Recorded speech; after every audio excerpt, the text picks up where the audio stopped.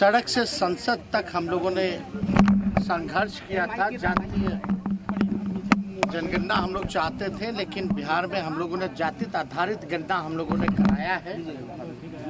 और साइंटिफिक जो डेटा जो है, आर्थिक सामाजिक न्याय की जो लड़ाई लगातार हम लोगों ने जो लड़ी है, और चुनाव में भी यह हमेशा से हम लोगों का अहम मुद्दा रहा है, बेरोजगारी और जातीय जनगणना को लेकर के। आप सब लोग जानते हैं कि आज जारी किया गया है जो साइंटिफिक आंकड़ा कास्ट बेस्ड सर्वे का।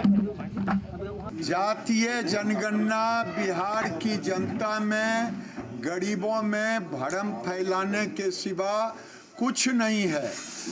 इन्हें तो रिपोर्ट कार्ड देने चाहिए थी कि 33 साल 18 साल नीतीश बाबू और 15 साल लालू यादव, ये दोनों ने मिलकर राज किया और गरीबों को क्या उद्धार किया, कितने लोगों को नौकरी दी, कितने लोगों की हालत सुधरी, ये रिपोर्ट कार्ड होनी चाहिए थी।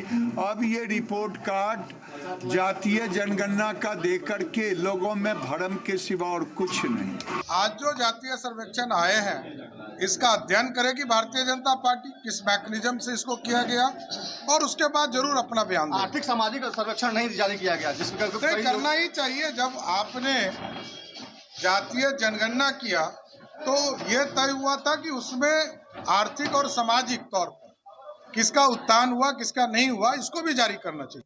आज जो ऐतिहासिक जो फैसला हुआ है, इसका मैं अभिनेता को बार बार शुक्रिया अदा करना चाहता हूं, जो आज हर लोगों को फायदा हुआ है। जो आर्थिक टूटे हुए थे, सामाजिक से, राजनीतिक से, सबको एक नया दिशा मिलेगी। इसका देन हमारे नेता नीतीश कुमार जी का है, और इसी तरह आगे भी हर लोगों के लिए सोच रहे हैं। देश के लोग इसीलिए इंतजार कर रहे हैं उनको, यही काम उनका देखकर, काम करने का तौर तरीका देखकर, उनका फैसला, उनका विचार हर समाज, वर्ग, धर्म के लिए होता है।